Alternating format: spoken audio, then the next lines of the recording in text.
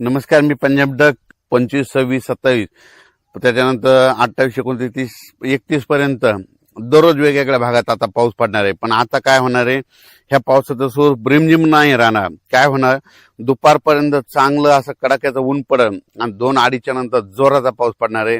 म्हणून हा अंदाज सर्व शेतकऱ्यांना लक्षात यायचा.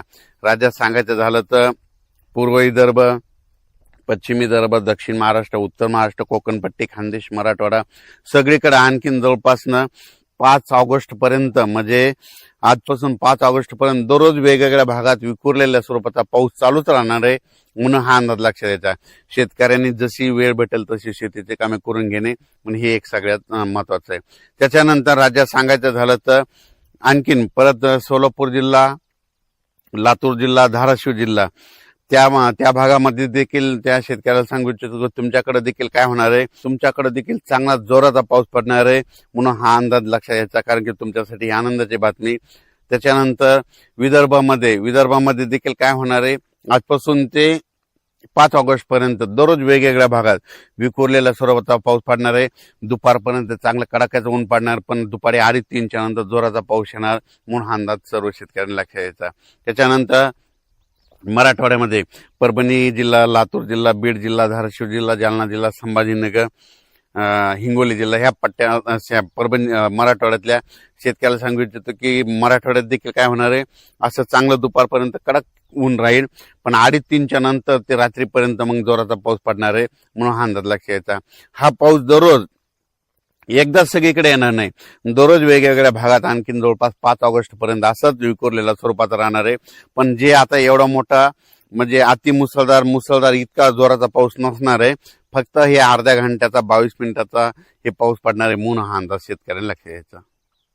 तर आता जास्त पाऊस कुठं पडणार आहे, तर तुम्हाला सांगू इच्छितो जास्त पाऊस सांगायचं झालं तर म्हणजे कोकणपट्टीपासून ते पालघर म्हणजे रत्नागिरी पासून ते पालघर पर्यंत तिकडे मात्र पावसाचा जोर असाच कायम राहणार 31 जुलैपर्यंत. म्हणून हे अंदाज लक्षात यायचा. म्हणजे रत्नागिरी, पुणे ते कोकणपट्टी घाटमाता ते पाऊस चालू राहणार आहे.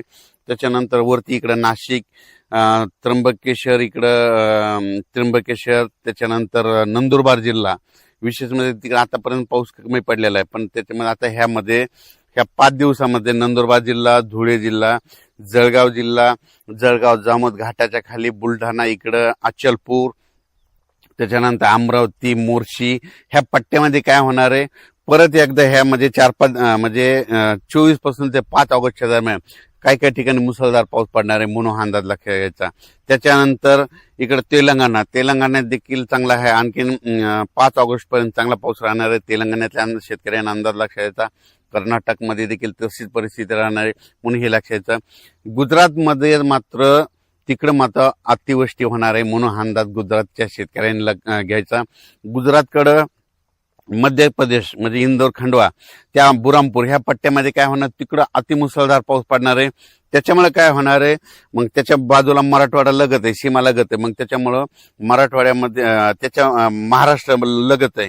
तर बुरामपूरच्या बाजूला मग जळगाव जामोद येतं, इकडं अचलपूर येतं, परतवाडा येतं, त्याच्यानंतर इकडं रायवेर येतं, तिकडं नंतर पाचोळा, भडगाव हे जळगाव जिल्ह्यामध्ये काय होणार, मध्य प्रदेशमध्ये मुसळधार पाऊस पडणार असल्यामुळं जळगाव जिल्हा, धुळे जिल्हा, नंदुरबार जिल्हा, अमरावती जिल्हा, बुलढाणा जिल्हा घाटाच्या खाली म्हणून ह्या परिसरामध्ये मात्र मुसळधार पाऊस पडणार आहे ह्या 5 दिवसामध्ये. म्हणून ही अंदाज लक्षात घ्यायचा.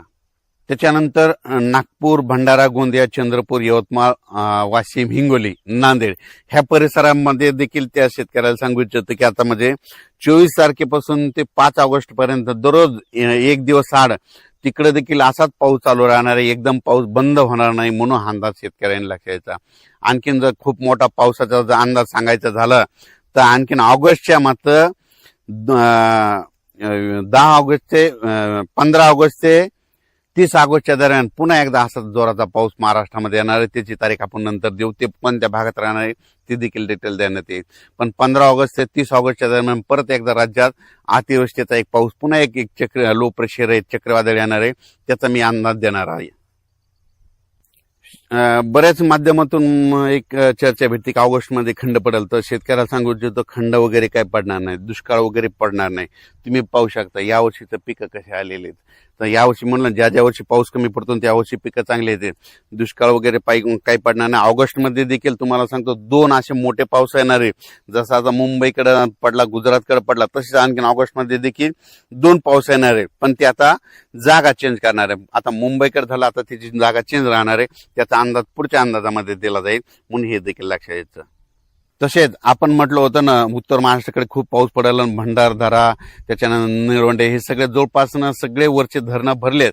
आता त्याचं पाणी आता तुम्हाला सांगतो गोदावरी नदीकडे येले. तर गोदावरीच्या गोदावरी नदीकाठचे जे आपले पाळीव प्राणी पशुधन आहे, ज्यांच्या मोटरी असतात, तर तुम्ही आजच्या आज काढून घ्या. कारण की ना जवळपास नांदूर मधनेश्वर मधून 29,000 पाणी येले. त्याच्यानंतर दुसऱ्या भंडारदरातून पाणी सुटलेलं आहे, मुळातून बऱ्याच, आणि गोदावरीला नाशिकहून देखील पूर आलेला आहे.